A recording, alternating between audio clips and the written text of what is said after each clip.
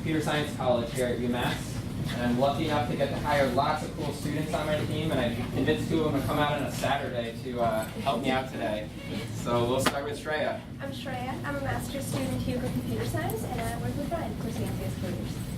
And then my name is Sagar. I'm a senior here at UMass Amherst. I'm a human-computer interaction major, and I also work with Brian.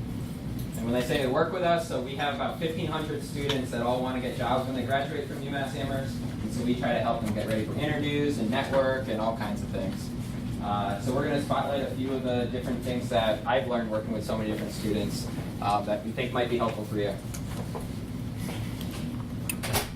And please jump in with questions. This is going to be interactive with a couple different activities and everything.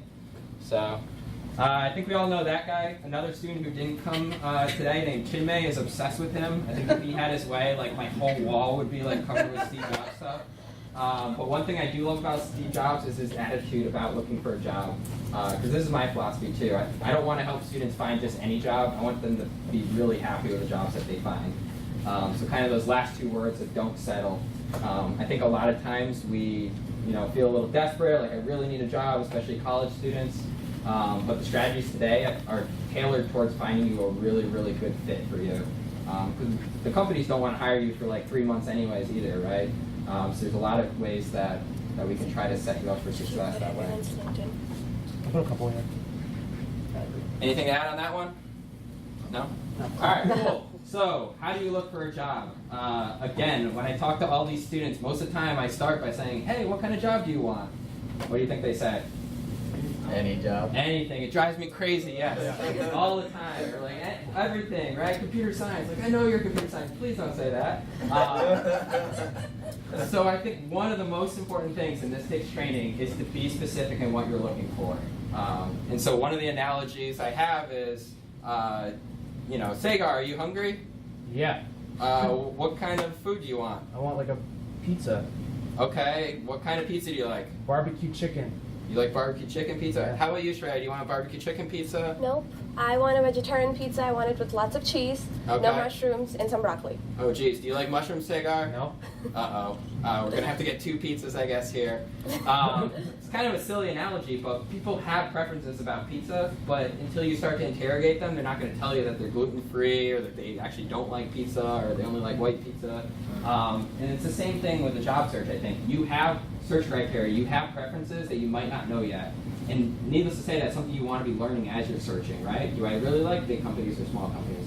Maybe you don't know, but that's a great question to ask someone who has worked at a big company or a small company. So even if you have to force it from the start, try to be specific. Don't say everything. Just make it up. I really want to work for a startup in Boston. Do you know anybody there? Because that's how people can help you, right?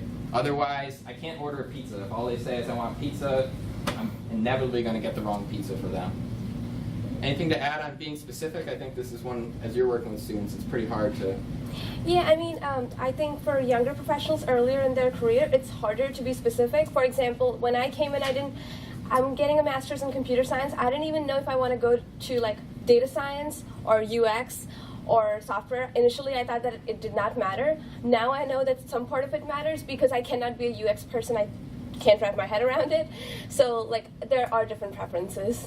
And I guess another thing is that you have certain skills that are very transferable from company to company, so you being specific to where you want to work will help the other person realize, okay, so you have these skills, so I feel like you best fit with this company, so it's very important to be kind of specific. The other analogies around dating, right? I went with food today, but obviously college students and Tinder, it's like if you just keep trying, like I'll date anybody, right? It doesn't matter. It's not going to work out for you, right? You have to have some preferences and some criteria as a starting point. The counterintuitive part is I don't want you to just be specific. I also want you to be broad. And what I mean by that is it's okay to have a really good plan A of I want my mushroom, cheese, whatever pizza that Shreya wants, but have some other options because maybe the pizza place is closed. So usually I start students through, all right, here's your plan A, you got that figured out now, but what's your plan B? And even what's your plan C? And maybe make that a little bit out there. It could be something related to your outside interests, maybe like game design or you love sports. It's really strange how these things can kind of mesh, and it's like, ESPN is 40 minutes down the road from here, right? So what do you think about being broad? I feel like maybe for younger professionals, it's not that hard being broad, but maybe based on some mentors that I've talked to, people tend to get more and more specific as they advance in their careers, which is nice, but... Wait, press the button. Just making sure. Yeah. Oh, sorry. Cool. Which is nice, but a few times you can notice that being broad is actually going to help you, and it might actually help you find something that you did not think that you were interested in. I think that is one of the best sides of it. Yeah, and here's one of the photos that I love the best. Does anyone know where this photo is taken? Yeah. Steve does. Where is it? It's right next to Marcus. Yeah, right over by the engineering buildings. So pretty short walk from here. And what I love about it is it has that really straight paved path, and then it has the path that the students actually take, this dirt path, because they're late to class, right? And that's a metaphor again for your computer science. So sure, you can go be a software engineer at Google, and some of them will go do that, and that's fine. But there's a lot of other cool stuff like UX or machine learning or data science. And I would argue there's a lot of students that would rather do that dirt path. Maybe, again, don't settle, they settle and they kind of pick the paved one, and a year from then they're coming back and saying, it's not working out, I want to start finding some other dirt paths. All right, let's jump into how we do that then. A couple other suggestions. So one of the books that really inspired me to move out of industry and consulting and into career services is this Design Your Life book. Has anyone heard of this book? It's awesome. It's by these two professors at Stanford University who took on careers themselves. They were trying to teach the students how to look for a job. They had a background in design thinking, and so they were trying to apply a lot of those principles to the job search. So there's so much cool stuff in here that I've taken, but the essence of it is you want to be learning and you want to be iterating. And again, a lot of students just apply. And I know you saw in the last session, there's all these jobs boards. You can certainly spend 100% of your time and effort applying. But the problem is, are you learning anything when you apply? Next to nothing, right? Maybe you read the job description, you learned yay much. So obviously you need to apply to get a job, but I think there's a lot of other strategies of how you can learn. And so one of them is LinkedIn. Does anyone know what Career Insights is on LinkedIn? You've heard of that before? I'll let Sagar explain, do you know? So basically, LinkedIn Career Insights is this place where you can kind of go through an aggregated dashboard of all the existing alumni at your college, and you can kind of filter through all that data, which is pretty cool.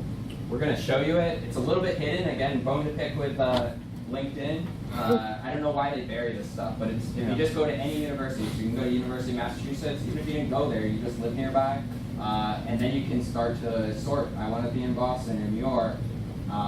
So here's an example of UI UX. So people that have that on their profile, they went to UMass, and they either live in Boston or New York. So Sagar, you said that's your interest area. How many people do you think would show up if we did that? 2,000? I don't know. I feel like it'd be a lot. Yeah, that would be a ton, right? Because we don't even have a major for UI UX, so a lot of people are gravitating towards it. Mm-hmm. So there are hundreds of people. You can spend all day here. And the great part, again, is you're learning, right? And maybe even you're networking, you're deciding to. But again, the last speaker was talking about maybe you don't want to talk to people. I have so many students that don't want to talk to people. These two are not them. They're very social. But you want to be learning from their profiles. And if I just clicked on Sagar's profile or John Fox's profile, I can see the connection point. They went to UMass just like me, and then what jobs did they get? So I already can answer one of the best questions of how did you end up being in UX, right? Did you go straight there after college, or did you have other things that got you there? Cool. All right, let's jump in. We'll be up to our first activity here. Cool. Oh wait, is this update? All right, well, we can add some more companies here. So going back to that don't settle concept, I think one of the hardest parts of the job search and finding those matches and really being specific in what you're looking for is how to research these companies. And students get kind of lazy. I don't know this crowd, if you do the same, but there's so much interesting content on these websites that teach you about the companies. And what I suggest is don't waste your time. If you go on their website and you don't really like it that much, move on. There's so many other cool companies out there. But if you do like it, start watching their videos, start looking at their social media, try to find a little bit more about them. And two things, that's going to be a better match for you, so you're going to be more successful in applying. But I would argue you're actually going to be way more successful during the interview process of getting to the finish line and getting that offer, because you're not waiting until you have the interview to finally start researching them and learning about them. Cool. So Yeah, go ahead. we're gonna do this small activity. Every one of you has a number, so you just have to find the other person in the room with that number, and you're gonna pair up. We're gonna be updating this list just in 1 second, and then you'll be doing a quick research in under 5 minutes about what do you think the culture of the company is like. So this is not more about like if they're a tech company or not. It's more along the lines like what do you think they value like their everyday employees. Do you think they have flexible hours? They don't have flexible hours, or something like, do you think they're very committed to diversity, or are they more on the inclusion side or not? And you'll get 5 minutes to decide that with your partner, and then we're just gonna have quick everyone come up, one of you, and like share what do you think you found out about that, and we're gonna restrict that to 30 seconds though. So you can just go ahead and find your pair right now. If you want to share, we'll give you that opportunity. But These there we go. Perfect. Find your partner. Mine on here, which is kind of weird. But Okay. sorry about that. No, that's probably me. I'm going to refresh it. And then we'll go to Career Insights too. I didn't get a number. Where did I get the number? Yep, right up here. If you didn't get a number, come on up to the front. We have one for you. Is that it? Those ones? 9? What? Add a few more because there's too many groups, right? Yeah, okay. Let's add some random ID. Is there anyone who did not get a number? School site. ISAT has school site. Bose has school site. Yeah. Hello, you need a number? Yes. All right. Hey, Trey, we need another numbers. Just go give it. Yeah, give it to them first. Can I just have a 10 since we're already sitting here? Oh, okay. 9's not going to have one, but we'll There's Sagar will find it. Sagar. Perfect. You're all set. You're welcome. Who's partner one? Yeah, you can pick one of those companies if you want. Make it meaningful to you. This shouldn't be a waste of your time. We're giving it in just a moment. Yeah. Okay, so like you want to sit right here? No, we're giving you a company in 1 second. Here are some companies that are represented here in the room. So we think this is kind of fun because you can try to learn about that other person's company and they can tell you whether you're on the right track or not. But if you have another company on your tag or if you have another company that you're just really excited about, go ahead and do that with your partner.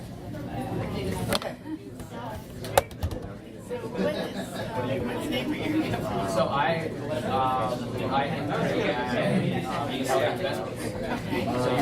so what we can do is we can give you the name of the company that you worked at. We can both research and then see if it kind of matches what we expected.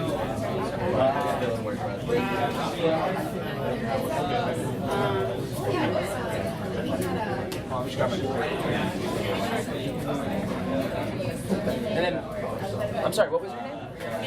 Mary. Okay, great. And I'm saying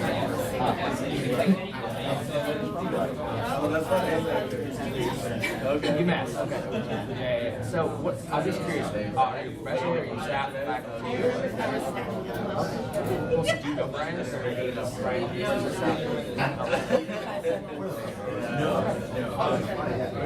So I mean, I'm a UMass student, so I get like I'm not working. Is there any other company that you're super interested in work like that?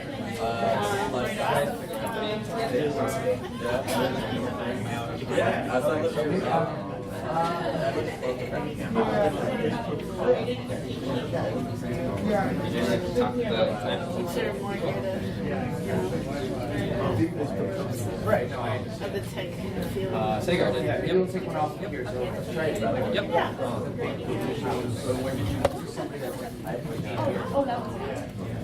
There's an answer right there. Oh, I thought you were. That's not. No, I'm not. I thought you were just like really good at that.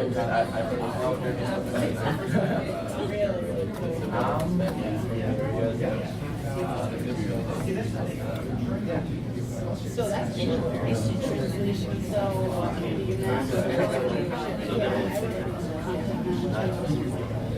Cool. So does that involve like translations.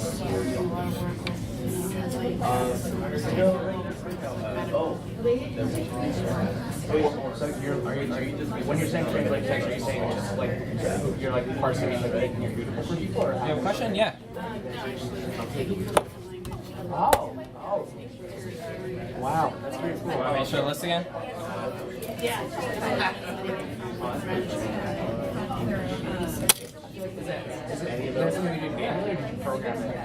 Or other ones. Or ones that you're just curious about. Yeah, have to put it into like. I guess learn a little bit about each other.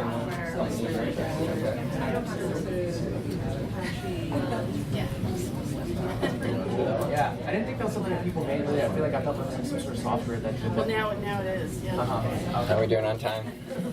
Okay, we will need to rush. I mean, I'm just going to give them 2 more minutes for Okay. We'll Yeah, so circle then around, make sure people a are. bit about against fidelity, and maybe I'll search about some here. Okay. Or whatever company you want. It doesn't have to be fidelity. Yeah, it's like a couple of minutes, yeah.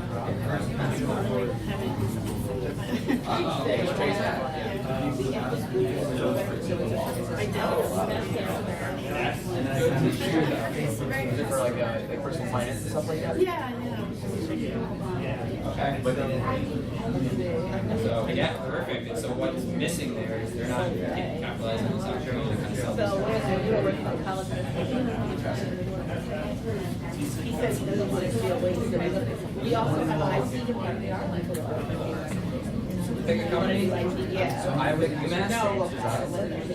Okay.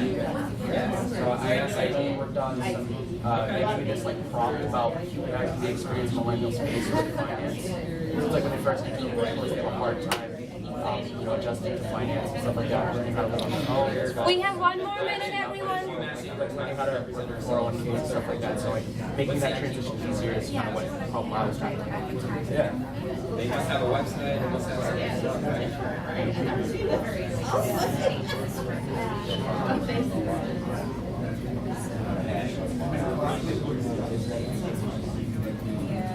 Yeah.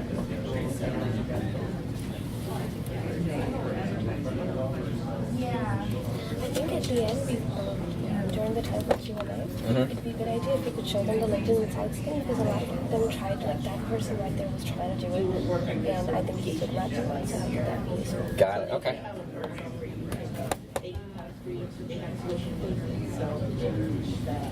Okay, everyone.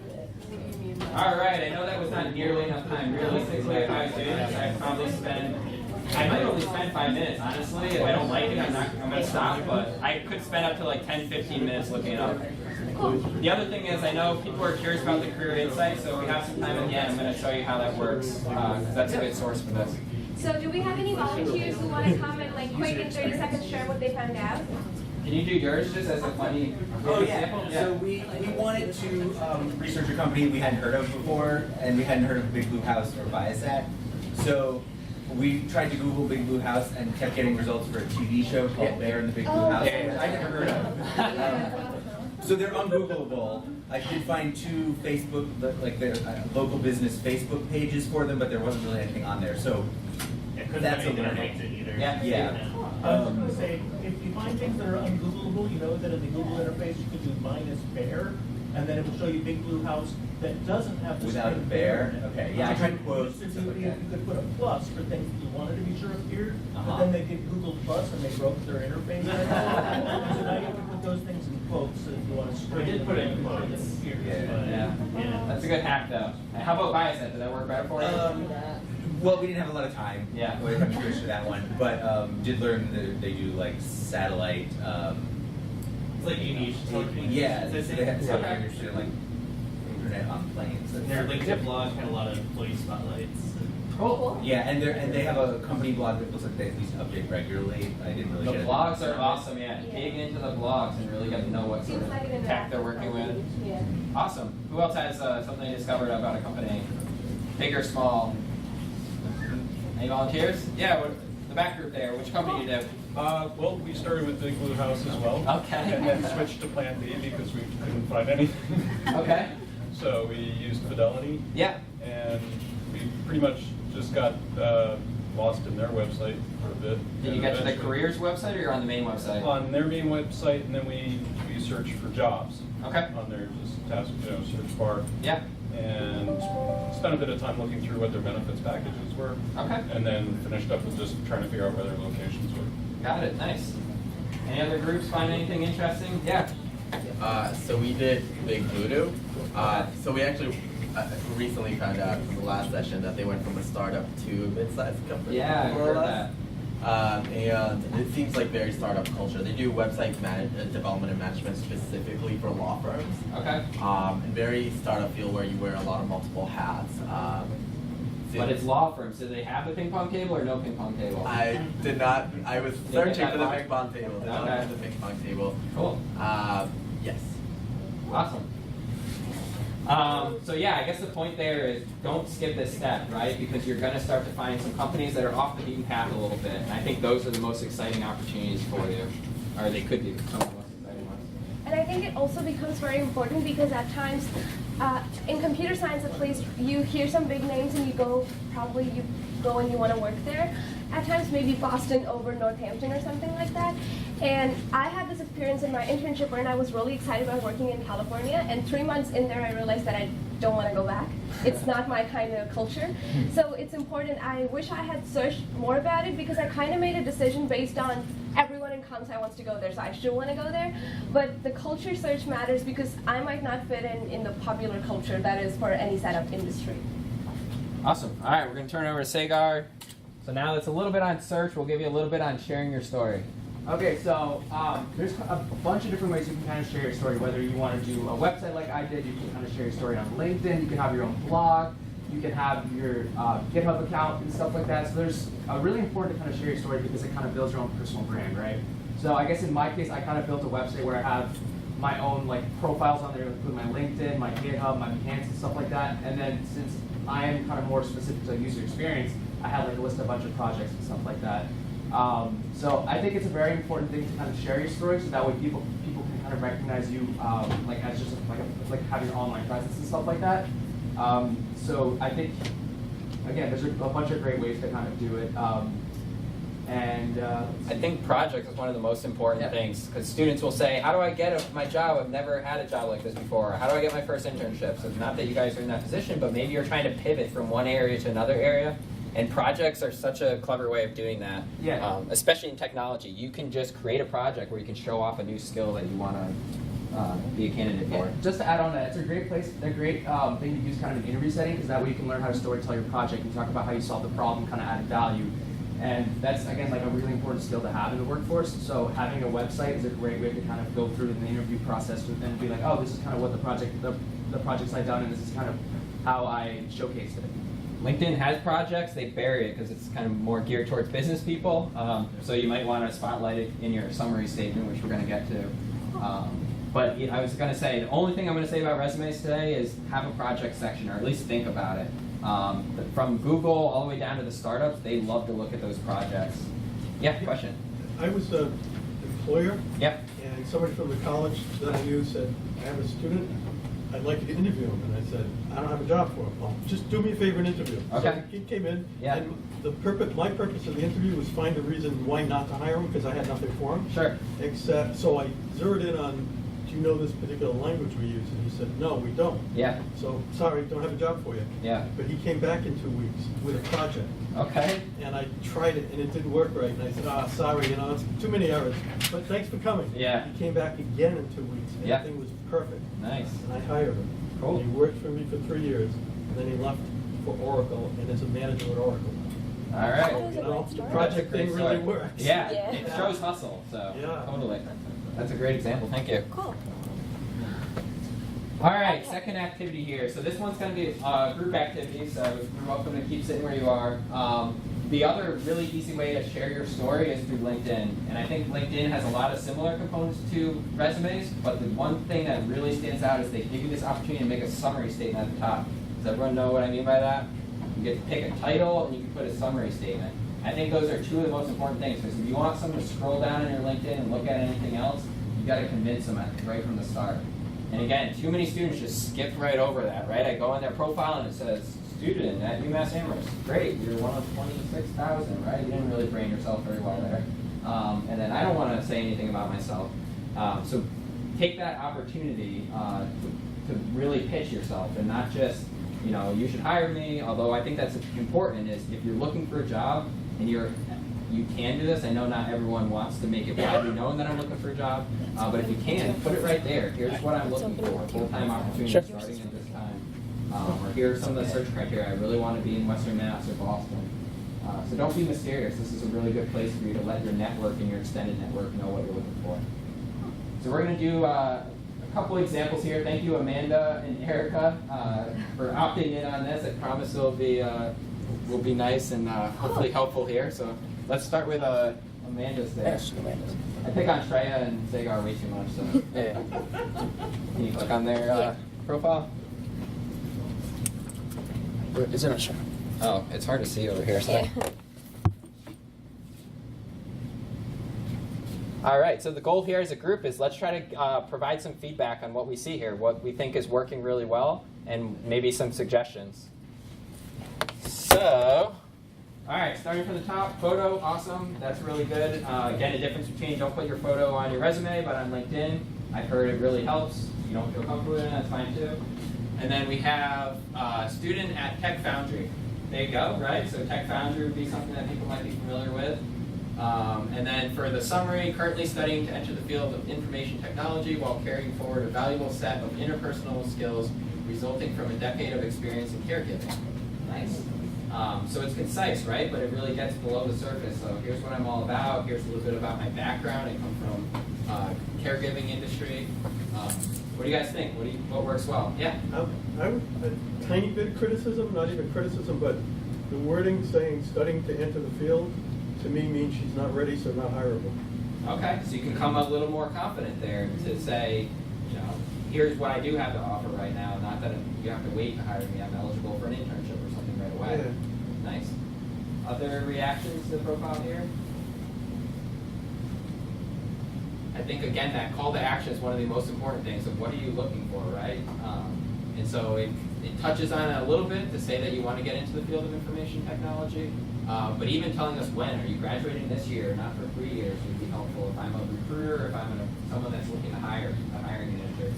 I really like that the profile says that you're trying to enter the field of information technology, and you mentioned interpersonal skills with it, because in my opinion that would set her apart a little bit, because a lot of times people in information technology just market their technical skills, and you're of course going to have them if you enter the field, but that's something extra added to the profile.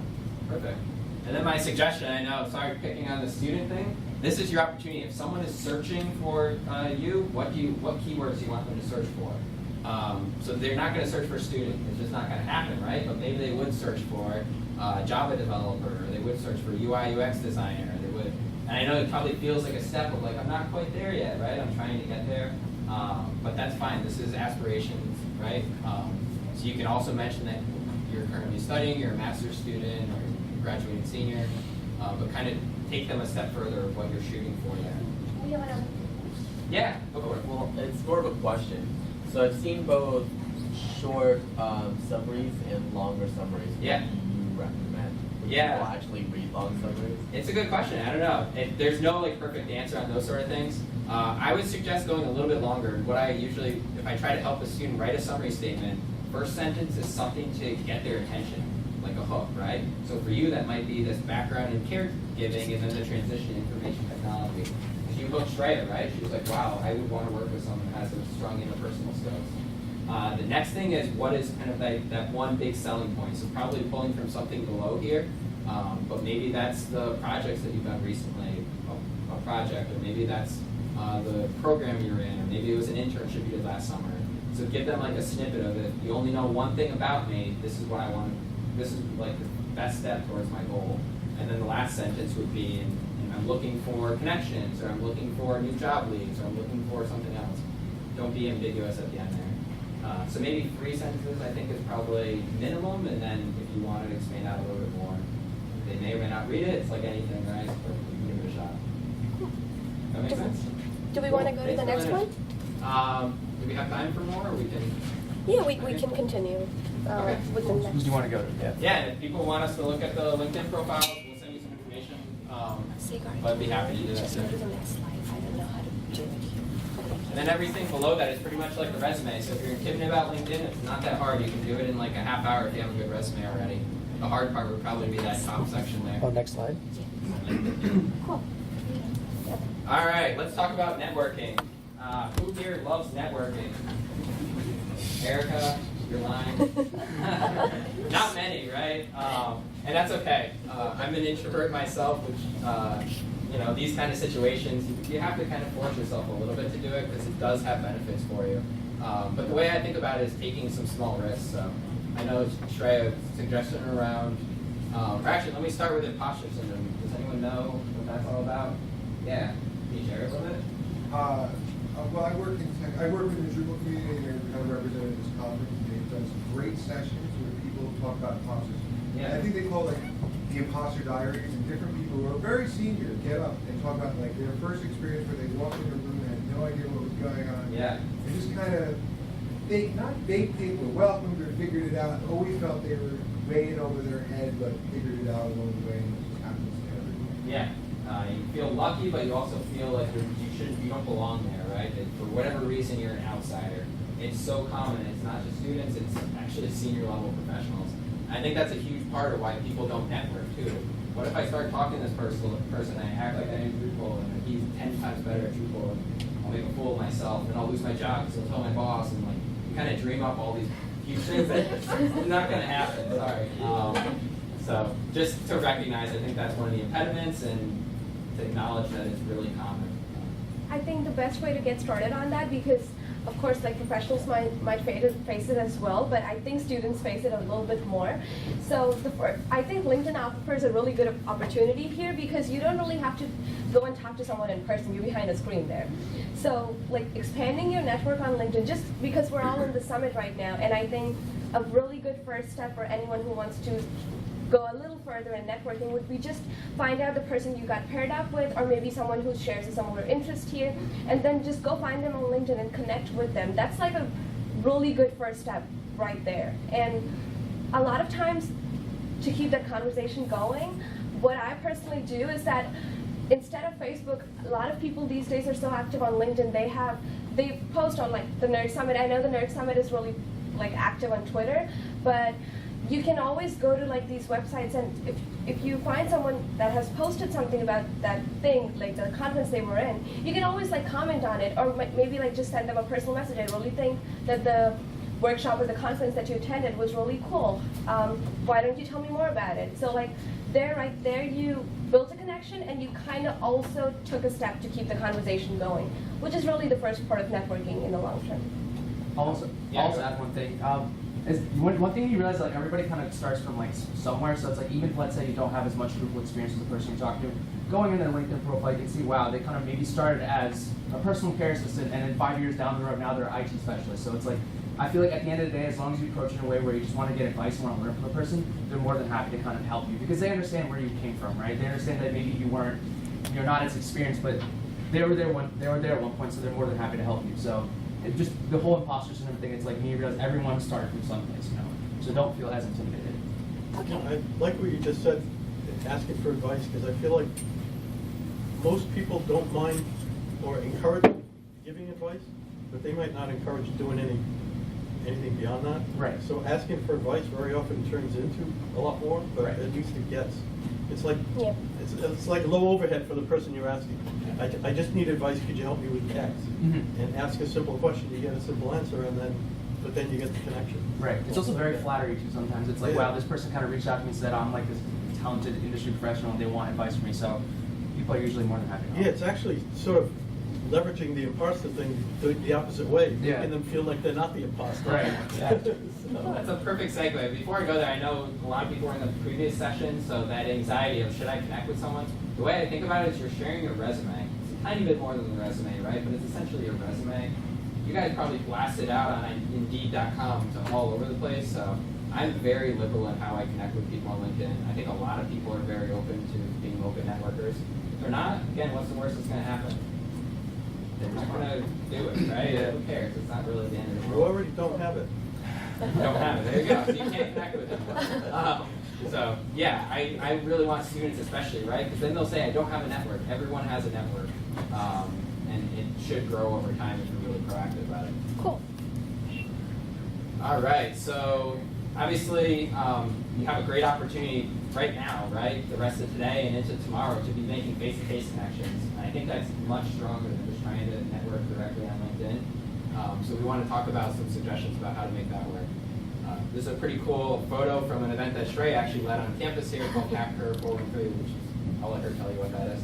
So that was a hackathon for women and non-binary people where they came in to code. But a good thing that we learned from that hackathon was that informational interviewing, wherein you just go to a person and you're not seeking to like dive too deep into some kind of job, but you just want to know what they're doing. Like they're just a fellow peer, or at times they're a little higher up than you, and then you just want to go and, I don't know, learn about how does it feel to work at Viasat if you meet someone from Viasat. Now, that is just like the first step in making a connection, and you're not centering the conversation on yourself. You're trying to gauge where they're coming from, what their experiences are like, and what can you learn from it. So I think that's a really effective way to make connections and network with people. Why would they want to talk to you? I get that question lots, right? I have talked to so many people, and all of them by default are higher up than me except for the students there, and everyone has been so helpful. In real life, I've never experienced a situation where I walk up to someone and they don't want to talk. I think that's just a negative stereotype that goes around that people are not open to networking. I mean, if you really think about it, if people all got together in an area, they really do want to talk. That's why they got in together. And let's say that if that is the case, I don't think most of them are going to be rude. The worst that can happen is that they're going to walk away because they got to catch coffee or something. But like that's the worst that can happen. Yeah, I think a lot of times, and so we do career fairs for students too, which is this like forced, contrived networking opportunity, right? And they get hung up on like, what's my elevator pitch going to be? What's my elevator pitch? And I'm like, think about it from the recruiter standpoint. They've been standing there for 4 or 5 hours. You think they want you to walk up and like just start like rattling off, or I don't even care if it's 30 to 60 seconds about yourself. What's a different strategy you might be able to take to get to know them?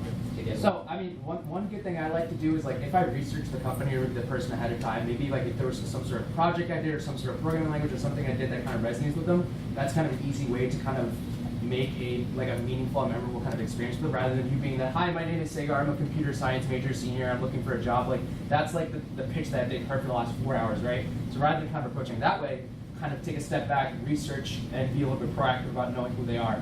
And then you can kind of dive the conversation into that. And that way, when they leave, they're like, oh, wow, I talked to this really cool person that kind of worked on this really great project that our company is currently doing, so I feel like it'd be a great person to kind of talk to. I would add, so you already brought this up, don't ask them for a job. Even if you really, really want a job, just don't go straight to that, because most of the time it's going to make them feel really uncomfortable. There are some exceptions to that. Maybe there's a referral bonus system in their company. They're going to get easy $2,000 for doing it. They might want to talk to you, right? That's not so bad. Or they're a recruiter. Yes, that's what they get paid for. So of course you can say you want a job there. But in most other situations, you want to learn. So I always try to help students find someone who's doing what they want to do. And they're out there. No matter how niche your requirements are, it's crazy. You can find someone who's kind of made that leap. So personally, I was coming out of management consulting, living in Chicago, wanted to be a career services person. Not a lot of us out there, but I found like the one person probably. She happens to work at Georgetown, she was management consulting, and then for private reasons, she wanted to work in higher ed and career services. So I would encourage you, go talk to them, because then she can really tell you, here's what I learned, here's what you should be thinking about, here's other people you should be talking to. And they like to give back. It makes people feel really good when they're able to give back in those kind of ways. One thing to add is just like you might get discouraged like after a couple of times of like talking to people, like, okay, it didn't work out, but it's kind of like a dating game, right? It's like maybe that first date doesn't work out, maybe with that person doesn't work out, but it only takes like that one or two connections to kind of take that next step forward and kind of advance your career. So just keep trying, and eventually it'll kind of click. You'll find the right person. Cool. Does anyone have any stories on being on either side of what I call informational interviewing, but essentially just networking with people? Good, bad, ugly? Yeah. I mean, I'm definitely a senior person from over the state. I usually write doing a project, and I'll definitely do a picture, but doing like a public open source project, more than just writing code, it's dealing with people, asking questions, meeting people, helping people. If you're putting a project out there, it's more, you can network. I network in that way. Yeah. I talk to people all the time. They have questions, I answer them. Great. You find the time it makes a huge difference. And it also helps you when you're in a situation where people ask you what you do. Yep. It's sometimes they don't even have to ask me, because they look me up and they see the work I'm doing online and know that I can talk to you. Yeah. That helps everybody. Cool. Yeah, and back to Sagar's thing about projects. So hackathons are opportunities like Shreya's event, open source stuff where you have a really broad distributed community are great projects. Personal projects, right? Just you kind of spending an hour or two every couple days and coming up with things, and then to the extent that you can show them off on a website or GitHub or other ways. Cool. Yeah. What percentage of your time should you allocate for networking? Great question, yeah. And so are you, I guess it would depend on the situation a little bit. So would this be someone who's full-time job searching, or they're just proactively networking because they maybe don't love their job right now and they're being opportunistic? In both cases. So I think if you're full-time job searching, I like to split my time pretty evenly between researching some of those early things we were talking about to find new leads and just other things, networking, and then the actual applying. Unfortunately, I think people spend almost all their time just apply. But I would say it should be pretty evenly distributed between those three things. If you're already working, you have that luxury. You don't need to apply, right? It's all just, so much more of your time could be on networking, which I think crosses over enough with research and that. It's actually one of my funny stories. When I first got my job out of college, my first manager on my project pulled me aside first week and was like, "Hey, you should be looking for another job." I was like, seriously? What did I do wrong? I don't know what's going on. But his point was just, you never know what's going to happen to you personally or to the company or all these things. So don't wait to look for a job until you really, really need it. You might find something really cool. Just be opportunistic, or worst case scenario, you might need it sometime. Cool. And we have some, because we'll not get a lot of time to dive deeper into those things, but we have, on our website, we have collected a lot of resources for technical interviewing and behavioral interviewing. So if you want, you can scan that code right now and you'll be given access to it. We're also going to be posting this after the session on Where's channel, so you'll still have access to it. Yeah, and so we didn't spend a lot of time. I know how to get your first and next job. We can't really skip interviewing. There's some fundamental things here, but this is usually its own session for the students. Does anyone, can you kind of describe the difference between what we would consider a technical interview versus a behavioral interview? Has anyone been in a technical interview lately? A little bit more geared towards software engineers. Are there any software engineers in the room? Yeah, I've been in one where essentially I had to do a coding exercise beforehand, and then the technical interview was really just going over the coding exercise. Yeah. So they want to see can you code. So sometimes that's a coding challenge, sometimes that's a screen share, sometimes that's whiteboarding. It catches some students off guard a little bit. And it's not just can you code and can you figure out the algorithms you should be using, because there's a communication aspect to it as well.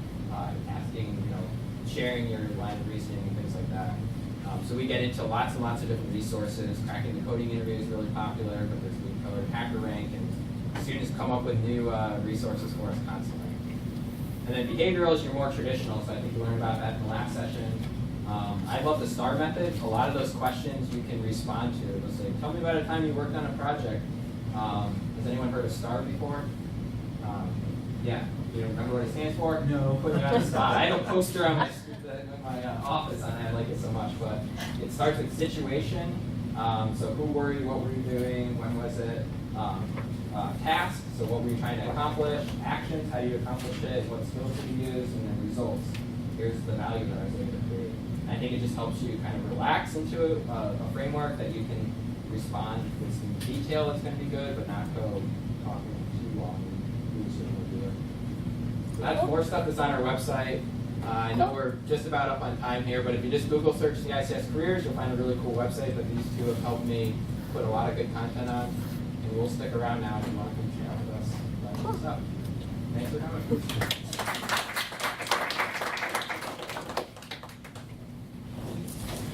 Oh yeah, does anyone have questions, I guess? And then if you do have feedback, there's a link there too.